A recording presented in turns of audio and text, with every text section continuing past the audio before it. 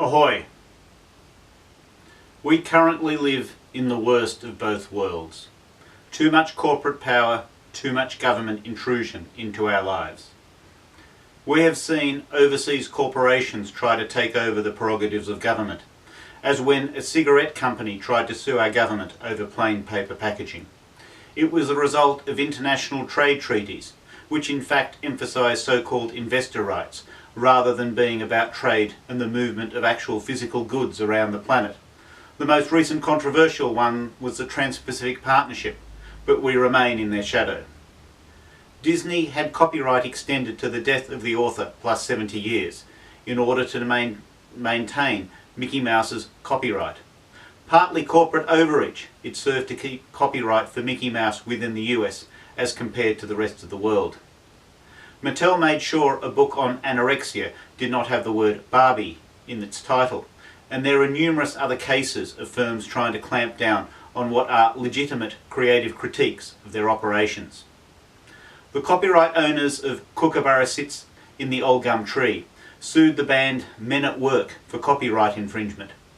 I cannot personally believe that the original author ever meant for this to happen, and one band member feels that the court case had some part to play in another band member going off the rails and two people ultimately dying early, possibly from related stress. Overseas we've seen the price hikes of EpiPens, and locally the controversy over testing for the BRCA1 gene.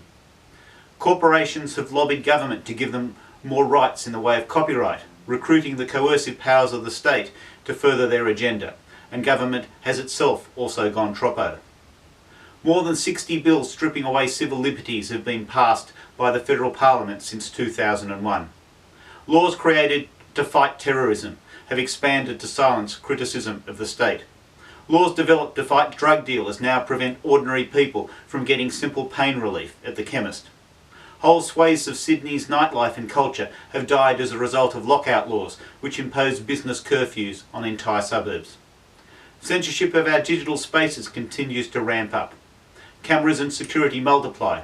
Festivals and social spaces die one by one due to shakedowns by police and regulators. The erosion of professional autonomy has reached absurd heights, trapping everyone from teachers to doctors to scientists and 1,000 other professions. We support civil liberties, something we've seen government erode right before our eyes. While in principle the two major parties scrutinise each other and hold each other to account, in practice they attack each other over superficial details. When you have real issues like robo-debt, the reality of the problem gets obscured by the polarisation between the two parties. So we are squeezed from both sides. I recognise not everyone will share our frustrations, but we would hope that if you cannot already see them, you can now start to appreciate the problems we emphasise.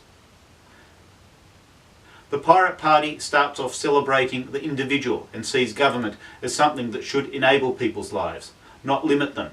At the same time, while we emphasise individual rights, we don't want to make claims to shore up the privileged, as when government tries to free things up for obnoxious shock jocks and political commentators, leaning on ideas of free speech while trying to prevent outsiders from scrutinising government affairs. Be that our treatment of refugees or commercial in-confidence contracts between government and corporations. We believe in giving people a leg up to help them lead worthwhile lives, so it is not just the privileged who benefit from the prevailing rights, which means an integrated tax and welfare system resulting in an effective universal basic income, together with an incrementally flat tax rate at the top to retain the incentive for people with wealth to apply themselves productively. Our endorsement of individual rights includes the right to privacy and control of data related to you, and also the rights to your own body, including access to abortion and voluntary assisted dying. Our policy is comprehensive and covers numerous different areas. I'd suggest it is the most comprehensive and referenced policy set of all political parties in Australia. I've also presented a speech on YouTube focusing on repair, and I invite you to check out our website and that other speeches there as well.